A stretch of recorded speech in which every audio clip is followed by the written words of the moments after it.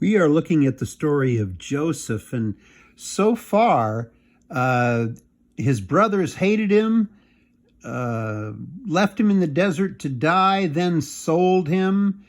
He was bought by a rich man in Egypt, and Joseph did very well. Then the man's wife accused Joseph of being naughty, and Joseph was put in prison.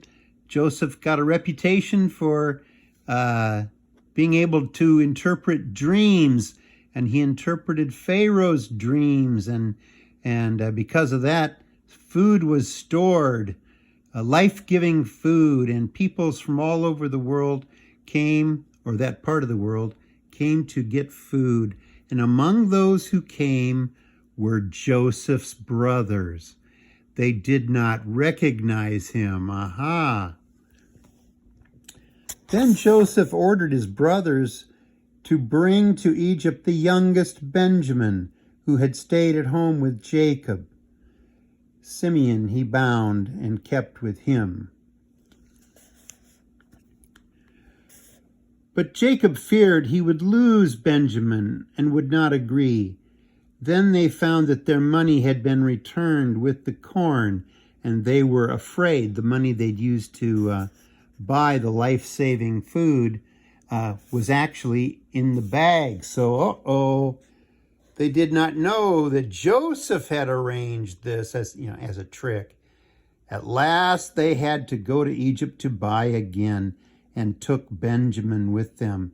Joseph feasted them all. I think that's Joseph sitting up there on a throne. But Joseph favored Benjamin.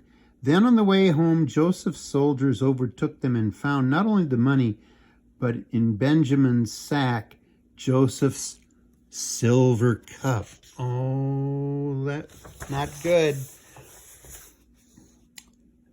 Terrified, they went back and saw Joseph.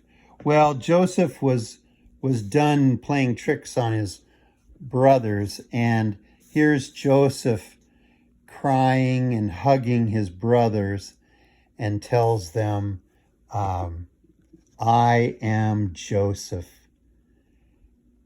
whom you sold into slavery. Yeah, I guess they didn't recognize him when he was dressed like an Egyptian. Plus, he'd grown up since then. And so then, the Jewish people came to live in Egypt for a while.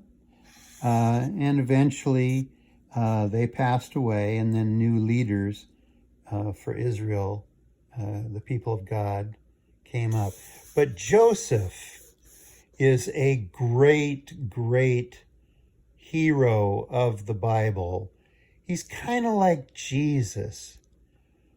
His own life, he had many troubles, but he still knew how to forgive and love.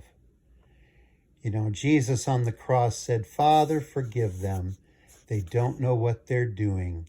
And in a similar way, Joseph, almost 2,000 years before Jesus, Joseph was like Jesus. He forgave and he loved. Well, that's the story of Joseph told in 4 simple stories. Bye-bye.